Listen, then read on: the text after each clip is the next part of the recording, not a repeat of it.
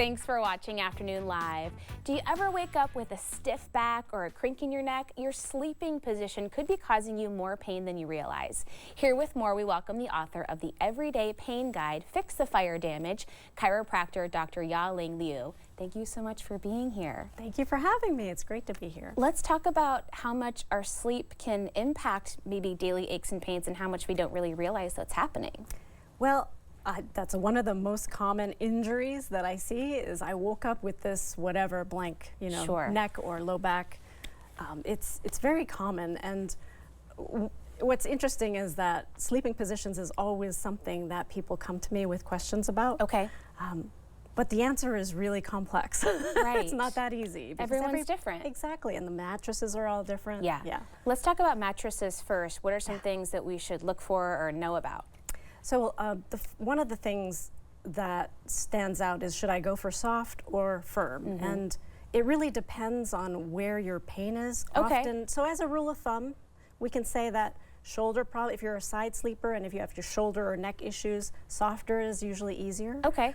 And for low backs, generally firm is what you want to go for, but there's always an exception to those rules. Of course. So, yeah. And mattresses are a big investment, so you can't just be switching them out Exactly. every other weekend. Right. Okay, so different sleep positions, they might have different pros and cons depending on the person. So what about people who are stomach sleepers? What are some things to know about that? So that is definitely an issue, and I just want to say before we get into the details of it, generally there's no perfect sleeping position, but also any position that you can sleep well in and wake rested in is fine. Okay. So it can look crazy, but if that works for you, I don't have anything to say about it. Okay. And positioning isn't usually the issue with pain. Oh, okay. Generally, it's about our body chemistry or our stress biology. So if your nervous system isn't letting you rest and letting your muscles relax at night, you're going to wake up tense. You're not going to rest, and everything's going to be tense when you wake up. And okay. You can have some pain from that.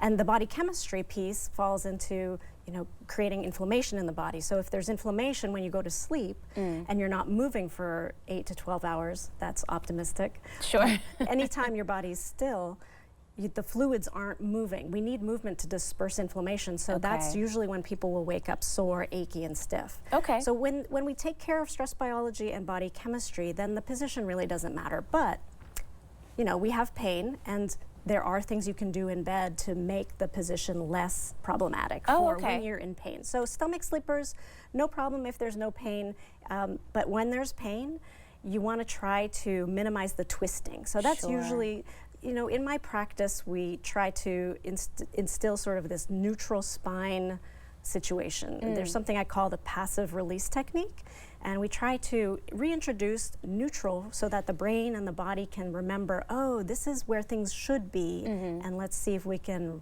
reestablish that. Okay. So same thing for bed sleeping positions. You want to either support the low back or support the neck in the same shape that it's designed. So we were talking about that this morning. The neck and the low back have the same kind of shape, sort of like a sway.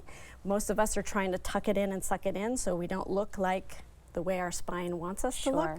But if you can support yourself either on your back or your side with something at the waist or at your low back, that can really help ease the muscle tension there, and that'll contribute to some more rest at night. That's so interesting. So what about people who do sleep on their side most of the time? What are some things to look for there?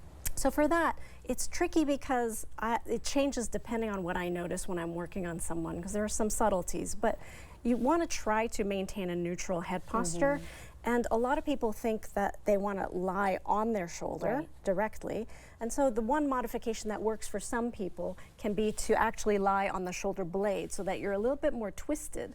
It's not going to work if you have low back pain, because that creates more of a twist. So a lot of little nuances there. Yeah, just kind of fluffing some pillows here and there can make a big difference in some situations. And it's not unusual to need like 5 different types of pillows. So we got to sleep. You got to find a way. Okay, Yeah. What about curled up in a ball? Oh, curled up in a ball it's reflective of something else that needs attention, right? Okay. Your nervous system, it wants you to be protected, and so maybe from the day's stressful events, you're reacting to, wanting to protect against all that. And it's okay, again, if you don't have pain, to sleep up, curled up in a ball is not a big deal. Okay. But if you're going to do that, just make sure you have enough support so that the curves of your spine are supported in that neutral shape. Okay, the common theme there. Okay, and then what about sleeping on your back? That's so interesting. Yeah, ideally, you want to be on your back. That's the best scenario, technically speaking.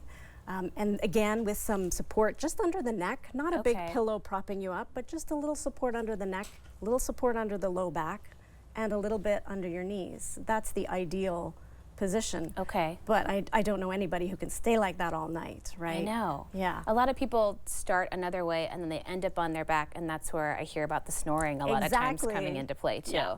So that's murder on your bedmate. Yeah, exactly. Okay, so let's say you do find yourself in a situation, you wake up and your neck is just killing you. What are some first steps you can take to help alleviate that? Yeah, so one of the first things to do is to actually re-enter that passive release place. So whatever you can do to lie down immediately with the right kind of support under your neck.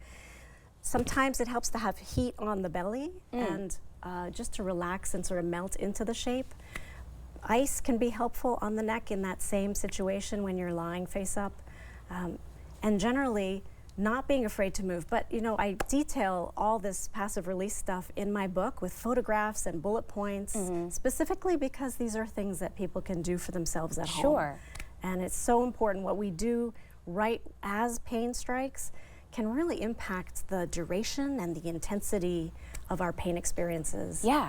Well, and your book is a whole series of all these things that a lot of us encounter day to day, right? Yes, exactly. It's those pains that get you from out of the clear blue when you're doing everyday things like sleeping that you've done a million times before without any pain at all. Yeah. Yeah. Okay, lots of great stuff. Thank you so much for joining us today. Thank you. Of course. Okay, we will have more information on our website at katu.com. We'll be right back with more Afternoon Live right after this.